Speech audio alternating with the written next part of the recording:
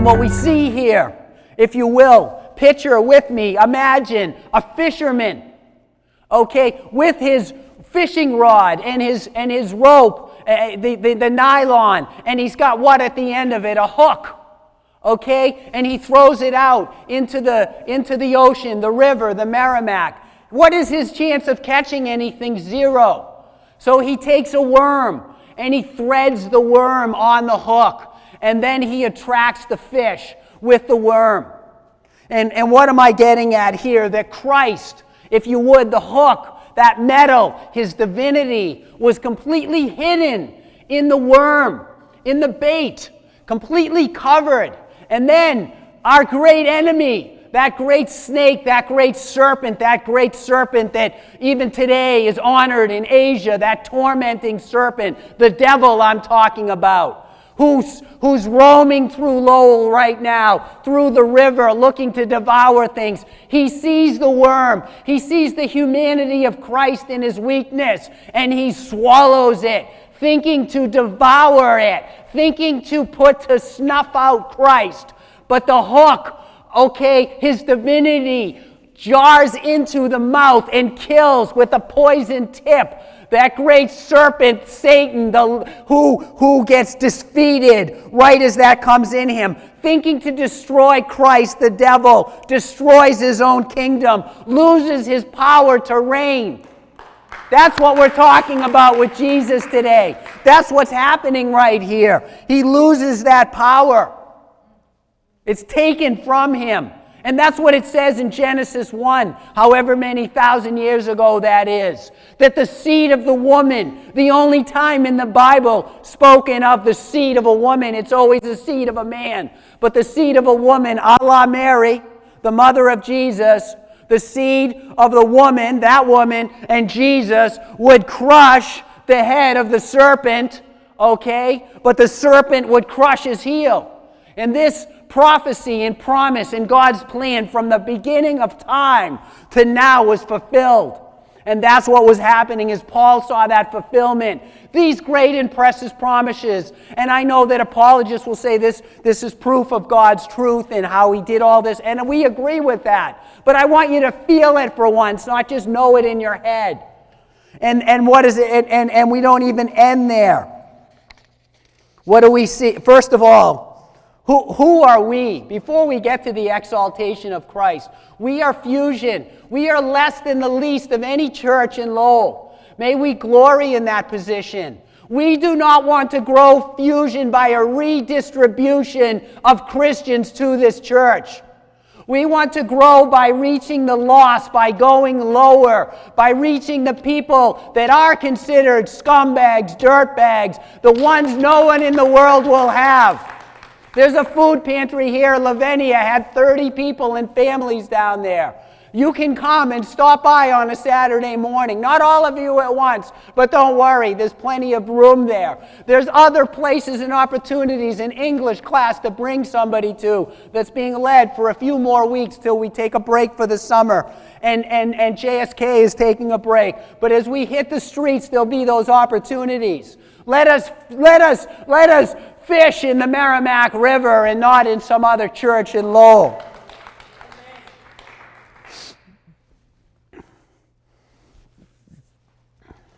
And I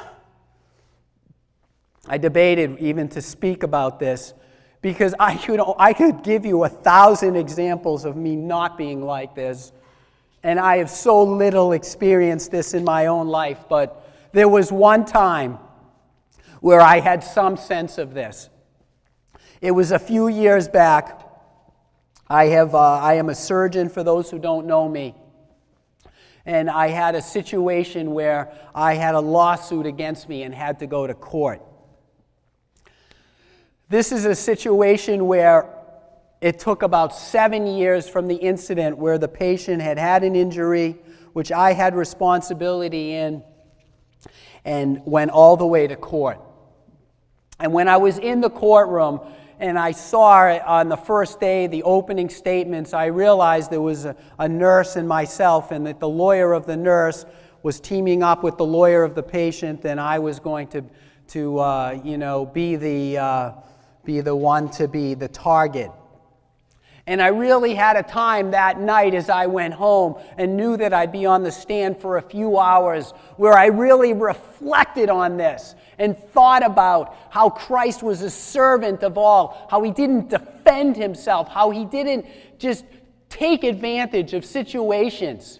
And deep inside of me, at my deepest part of me, I realized that something had to die in that toughness and that stubbornness and that will, and to prove my point and to make my case. And I reached the point where I saw, first of all, that I was more responsible than I had ever admitted over 7 years.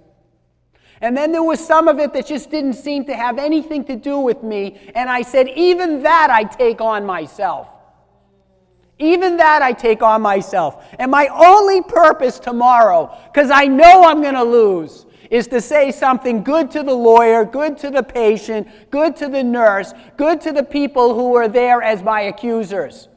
And I was on the stand for a few hours, and my father is watching me. And my father described afterwards a helplessness to see his son. And they were, and she, his lawyer, she was good. So that means that she attacked me all morning. And as she did that, I just was in the spirit of Jesus, of saying, I will follow Christ. I will be in that position of the inside, upside down kingdom, where the first shall be last and the last shall be first. And where you, if you want to be great in God's kingdom, be a servant of all. And don't be a defender of your rights. And don't try to do things yourself. And don't try to make it about you. And don't try to say, I. And so as the questions came and the attack came, I answered calmly. I blessed those. I didn't cast blame to the nurse, to anyone else. I took the responsibility. I told my lawyer to, then the nurse's turn was up there. He said, do you want me to break her? Do you want me to make her cry? Do you want me to expose her? I said, no. Don't do that. Let it go. And then after it was done, there was a settlement. It wasn't something that could go to the jury. And I said, just go ahead, work that out. And I had time. People are waiting. And I walked around the courtroom. I went over to the patient, who I wished him the best and told him I prayed and I thank God that he did have complete healing. And I'm sorry for what happened to him.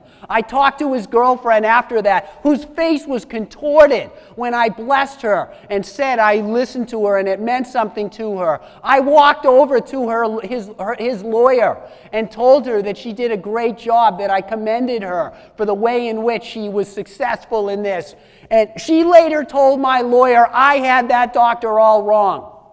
What did she have me as? I don't know, but I want to be like Christ and let the world be said. And even just if it's in that one moment that I lose, and that is the slightest of things, that's nothing. It's nothing. It's nothing compared to what Christ has done. The punishment that he faced, the sorrow that he had, the anguish that he had to say, I am a worm and not a man. It's nothing compared to that.